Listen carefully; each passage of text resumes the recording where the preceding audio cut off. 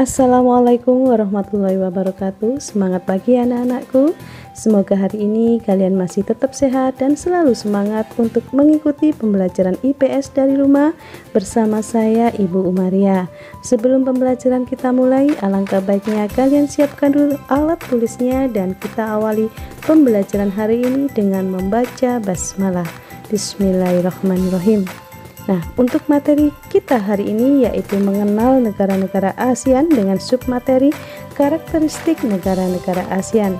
Bagaimana karakteristik negara-negara ASEAN? Yuk kita belajar bersama-sama.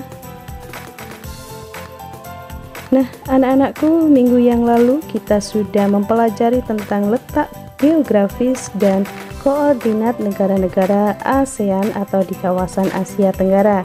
Untuk hari ini tujuan pembelajaran kita yaitu setelah kalian memahami penjelasan yang Ibu berikan hari ini, maka kalian diharapkan bisa menjelaskan karakteristik negara-negara anggota ASEAN yang berada di kawasan Asia Tenggara.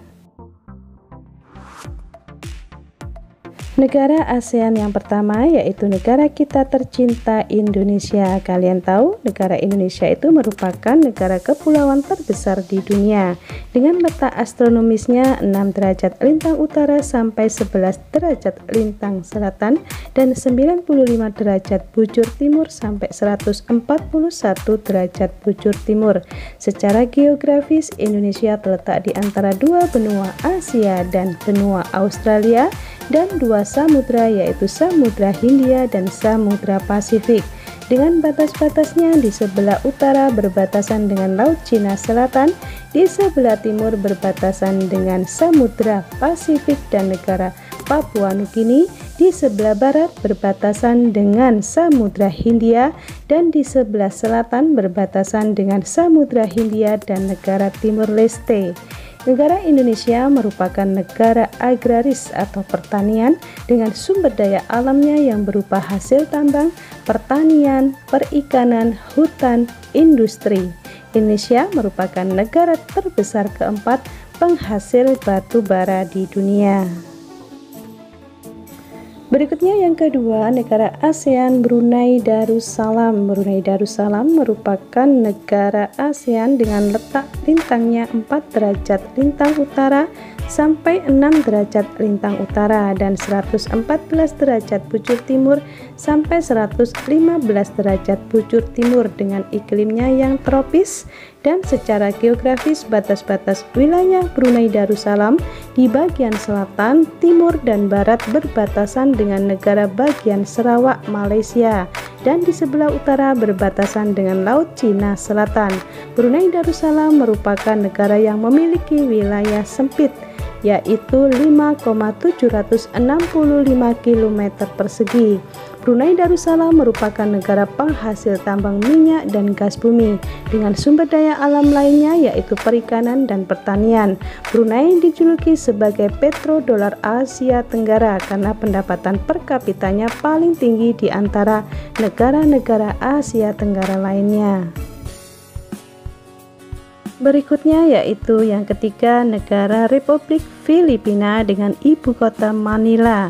Letak astronomisnya yang 5 derajat lintang utara sampai 21 derajat lintang utara dan 117 derajat bujur timur sampai 126 derajat bujur timur menyebabkan wilayah ini beriklim tropis basah. Secara geografis, letak Filipina berbatasan di sebelah utara dan timur dengan Samudra Pasifik. Di sebelah selatan berbatasan dengan Laut Sulawesi dan Laut Sulu dan di sebelah barat berbatasan dengan Laut Cina Selatan. Perekonomian negara Filipina bergerak di sektor pertanian, peternakan, perikanan, dan industri dengan sumber daya alam lainnya yang berupa hasil tambang. Filipina memiliki tempat penelitian padi terbesar di Asia Tenggara yang didirikan oleh IRRI, International Rice Research Institute. Negara ASEAN yang keempat yaitu negara Republik Rakyat Kamboja. Ibu kotanya di Phnom Penh. dengan letak astronomisnya 10 derajat lintang utara sampai 15 derajat lintang utara dan 102 derajat bujur timur sampai 108 derajat bujur timur dan beriklim tropis muson. Negara Kamboja memiliki danau terbesar di kawasan Asia Tenggara, yaitu Danau Tonle Sap, dengan batas-batas geografisnya yaitu di sebelah utara berbatasan dengan negara Thailand dan Laos, di sebelah timur berbatasan dengan Vietnam, di sebelah selatan berbatasan dengan Laut Cina Selatan atau Teluk Siam, dan di sebelah barat berbatasan dengan Thailand. Perekonomian negara Kamboja bergerak di sektor pertanian, industri, dan perdagangan. Kamboja merupakan negara yang memiliki sumber daya alam yang kurang sebanding dengan luas wilayahnya. Negara ASEAN berikutnya yaitu Republik Demokratik Rakyat Laos dengan ibu kotanya di Vientiane. Letak astronomis negara Laos yaitu 14 derajat lintang utara sampai 22 derajat lintang utara dan 100 derajat bujur timur sampai 107 derajat bujur timur dengan iklimnya yang tropis. Secara geografis, negara Laos sebelah barat berbatasan dengan negara Thailand dan Burma, di sebelah utara berbatasan dengan negara Tiongkok dan Vietnam, di sebelah timur berbatasan dengan negara Vietnam, dan di sebelah selatan berbatasan dengan negara Kamboja. Perekonomian negara Laos bertumpu pada sektor pertanian, perikanan, peternakan, dan pertambangan. Laos merupakan satu-satunya negara di kawasan Asia Tenggara yang jalan masuk ke wilayahnya tanpa melalui laut atau wilayah perairan. Berikutnya negara ASEAN yang keenam adalah negara Malaysia dengan ibu kotanya di Kuala Lumpur. Letak astronomis Malaysia 1 derajat lintang utara sampai 7 derajat lintang selatan dan 100 derajat bujur timur sampai 120 derajat bujur timur dengan iklimnya yang tropis. Secara geografis, negara Malaysia berbatasan di sebelah utara dengan negara Thailand dan Laut Cina Selatan, di sebelah timur berbatasan dengan Laut Sulu dan Laut Sulawesi, di sebelah selatan berbatasan dengan Pulau Kalimantan dan Kepulauan Riau, dan di sebelah barat berbatasan dengan Selat Malaka dan Pulau Sumatera. Wilayah Malaysia dibagi menjadi dua daerah yang berada pada dua pulau yang berbeda. Malaysia Barat terletak di Semenanjung Malaka dan Malaysia Timur ada di Kalimantan Utara. Perekonomiannya bertumpu pada sektor pertanian dengan sumber daya alamnya berupa hasil tambang dan perkebunan.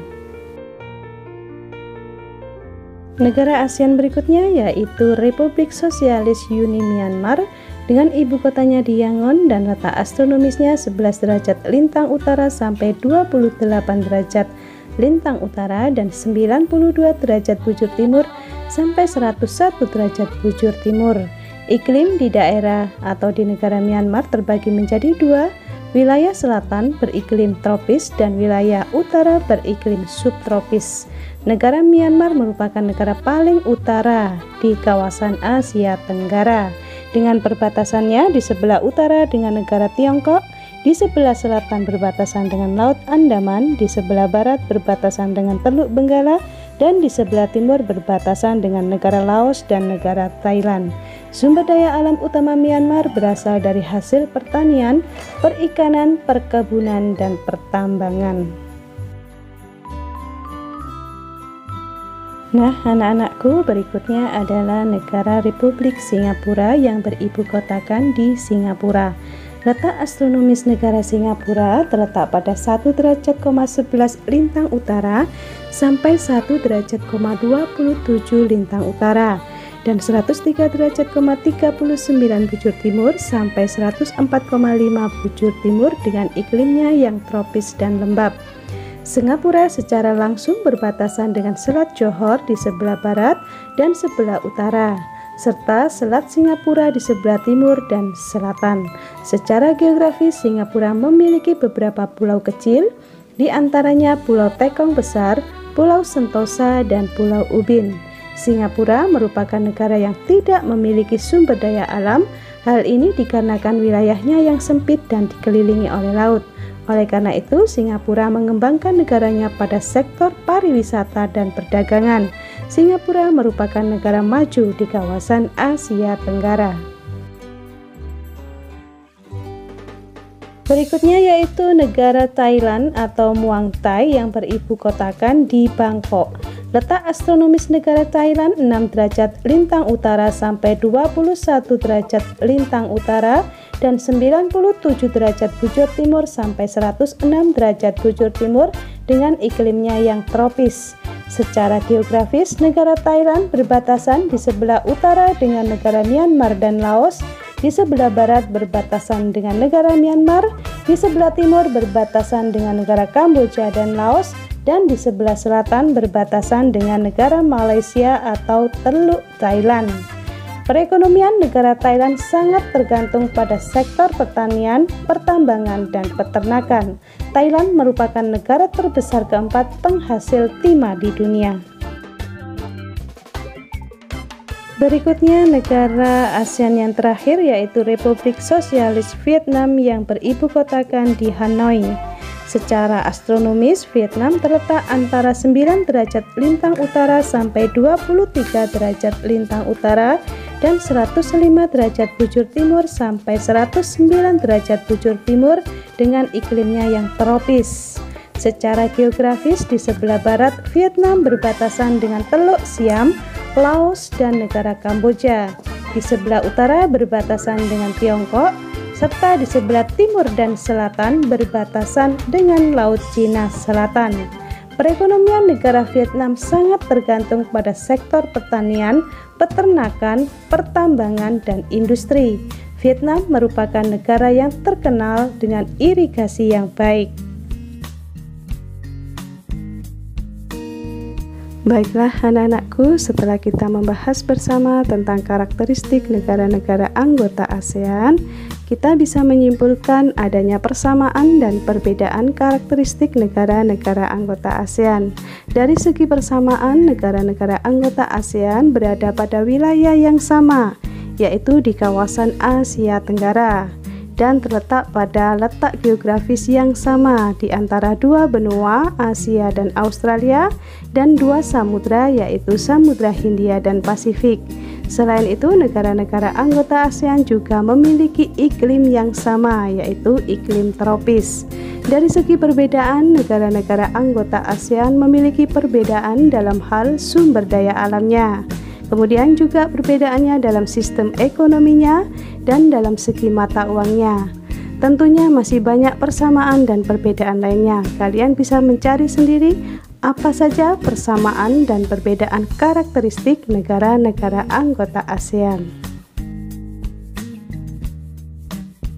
Baiklah anak-anakku, selesai sudah penjelasan Ibu hari ini tentang submateri karakteristik negara-negara anggota ASEAN.